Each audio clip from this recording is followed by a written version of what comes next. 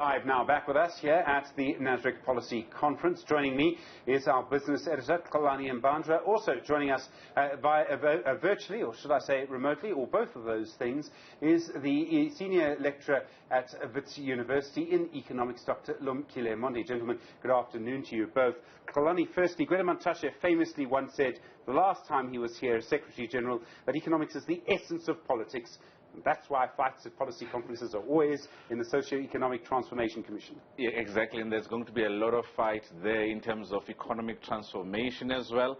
I want to start here, Stephen. President Cyril Ramaphosa is coming here a weaker president. And the business community is looking for him to make sure that this policy uncertainty that is there is removed. And there is no better place to start for South Africa than at where the governing party is discussing policy. So there's a lot of economic uncertainty when it comes to the policies that we have embarked upon. And this is something that is going to be a huge talking point outside of the others as well. But economic transformation and also how we actually deal with transforming what is a recalcitrant, if I can use that word, economy where the means of production are still being seen or are in the hands of a few. This is where the battle of ideas has to happen when it comes to how you actually make sure that there is real transformation in the boardroom, there's real transformation even with the load-shedding plans that have brought in the private sector. If that private sector that is going to be playing a huge role in energy generation is not transformed itself, in other words, we are seeing white-led companies being in the majority, there's going to be a huge fight. Dr. Lumkile Mondi, we expect debates around economics at an ANC policy conference. The President being very clear in his comments, he said, we have 12 million South Africans who are unemployed. It deepens poverty and inequality, leads to crime, substance abuse and other destructive behaviors.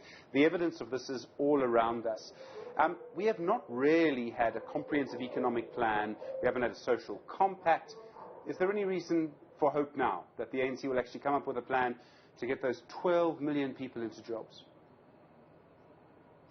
The challenge, Stephen, is in the implementation of the economic reforms that the President has announced. Firstly, in the economic recovery plan, and recently, specifically in the energy sector, which were announced this week. We all know that those energy reforms are not new. Those of my age will remember that P.W. Botha, following his speech, which had been made in 1985, relating to the banning of the ANC, and him responding that I won't be pushed that far.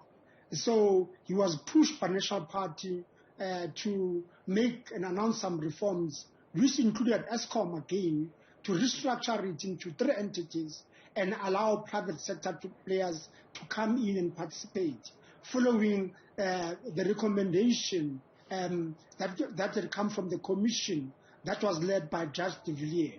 So in this case, Ramaphosa has announced these, but we are not so sure whether Mantashe is going to then pass the legislation. We know that following the reforms announced by P.W. Botha relating to energy from the de Villiers Commission, that Danny Steyn, the then Minister of Energy, facing a pushback from Eskom engineers and other interest groups in the electricity supply industry, didn't push through those reforms. So the question is, can Ramaphosa and Mantashe put them through implementation? That the announcement is welcome. It's going to move us to a new electricity industry, which is much more decentralized, much more participative, and ensuring energy of supply security. But can it be delivered? That's the biggest question.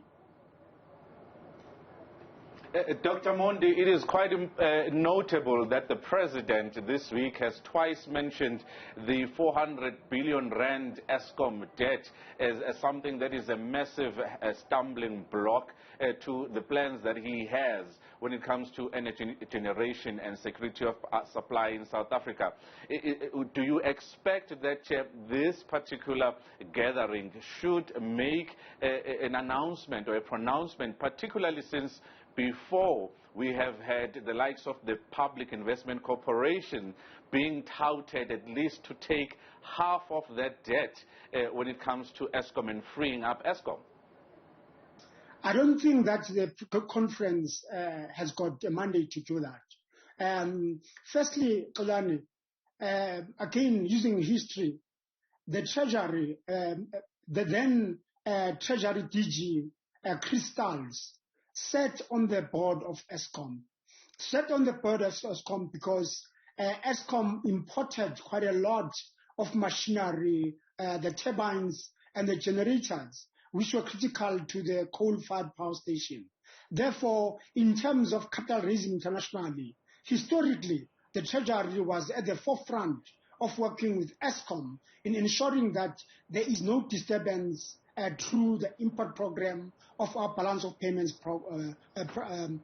problems. So therefore, in the ANC government, that role was pushed out. And we now sit with this debt. And I'm very pleased that Mr. Konongwane and his team are working out a solution. The solution is going to come from private sector. Them agreeing to, firstly, the covenants being relaxed, and therefore allowing the debt to be allocated among the different entities of Eskom. I think the transmission business of Eskom will take probably most of the debt, and the rest, of course, will go to the Treasury, into the national accounts, and therefore increase likely our national debt to GDP. I think that's why it's going to pay itself. But really, the biggest stumbling block is the private sector with governance on Eskom, and they have to agree to that.